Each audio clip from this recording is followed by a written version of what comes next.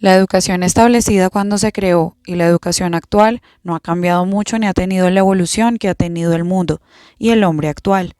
La educación como la conocemos hoy no se adapta a los contextos ni a las necesidades de quien se educa, sino que por el contrario es el ser humano quien debe adaptarse al modelo educativo.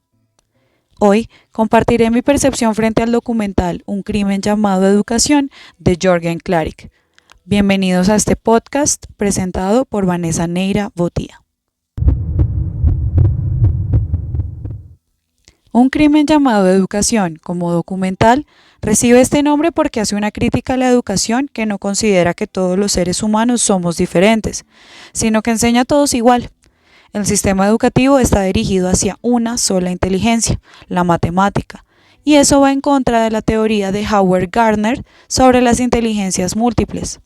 Como dice el expresidente de Uruguay, Pepe Mujica, en el video, la realidad es que la educación no encaja con las exigencias y necesidades del hombre contemporáneo. Y es que la educación no ha evolucionado en contenidos, proceso de enseñanza-aprendizaje ni en didáctica. Esta se comprende estandarizada, es decir, un mismo conocimiento impartido para todos los estudiantes y año tras año se repiten los contenidos.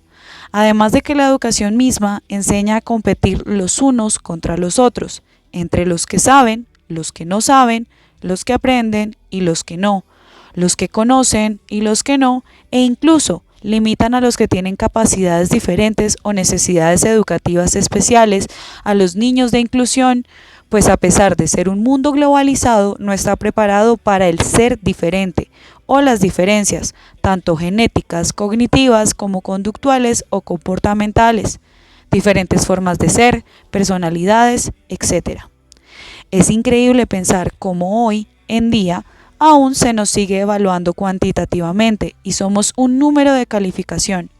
No se tienen en cuenta las habilidades o capacidades diferentes que desarrolla cada ser humano desde su individualidad, como lo dice el video mismo. No se tienen en cuenta las inteligencias múltiples.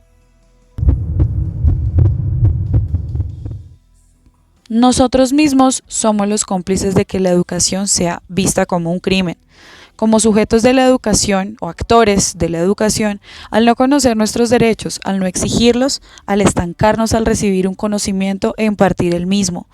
Teniendo la cantidad de recursos actuales, no nos capacitamos, ni siquiera de manera gratuita por Internet. Pero la responsabilidad de este crimen también la tiene el Estado, por la corrupción que se vive en el ámbito educativo.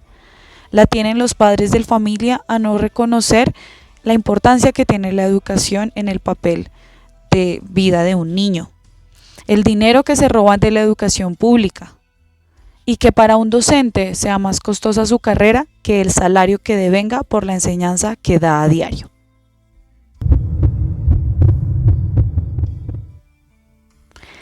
Me parece importante que, como lo menciona en el video, los docentes están frustrados y estresados hoy en día y eso les transmite a los estudiantes.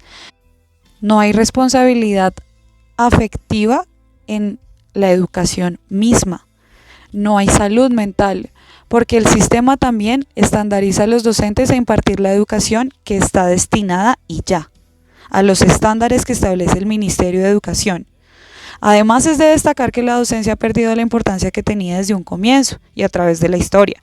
Vista como una de las mejores profesiones anteriormente, la mejor paga, vista como realmente importante, y es que debería ser así, pues desde la docencia se forman a todos los profesionales, pero caso contrario es una profesión sobrevalorada y además mal paga.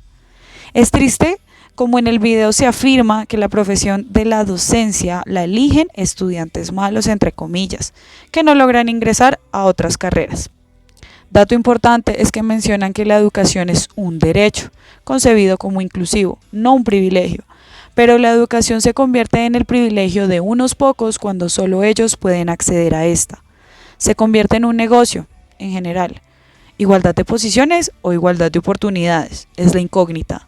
Pero también depende que la educación como derecho sea una realidad cuando la tríada, familia, Estado y escuela cumplan con las funciones que les corresponden. El Estado pone a disposición la educación como un servicio, debe garantizar el acceso, la calidad y la permanencia.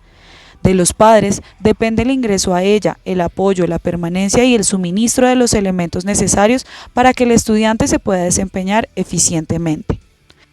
Un derecho es lo que a todos nos toca o lo que a cada uno le corresponde, y la educación no lo es, por situaciones culturales, sociales, económicas, políticas y demás. No es algo a lo que cualquier persona común pueda acceder, ni siquiera cuando se visibiliza pública. No todos pasan un examen de admisión en una universidad pública o en el SENA, hablando de educación superior, tratándose de Colombia, por ejemplo, y no todos pueden pagar semestres de millones de pesos. En Colombia es una realidad que las personas, padres de familia y sociedad, sobreestiman la profesión docente. No dimensionan la responsabilidad con la que se carga el docente con el solo hecho de coadyuvar en la formación integral de las personas o sujetos de derecho, ético, con saberes adquiridos, crítico, y si bien es cierto que la participación de los padres en la educación de sus hijos en Colombia es deficiente. Considero que para mejorar la educación se debería evaluar por competencias, no poner a los estudiantes a competir contra ellos mismos y entre ellos mismos. Se debería quitar esa cultura de obedecer al que tiene el poder, poniendo en una barrera docente-estudiante, imagen que es replicada en los adultos que tienen el poder, es decir, el Estado, en los padres de familia en casa, los cuales actúan sin medir una actividad de raciocinio entre el pensar y el actuar. Se debe dejar de trabajar con la metodología del miedo. Los niños son quienes deben exigir por buenos educadores, por calidad.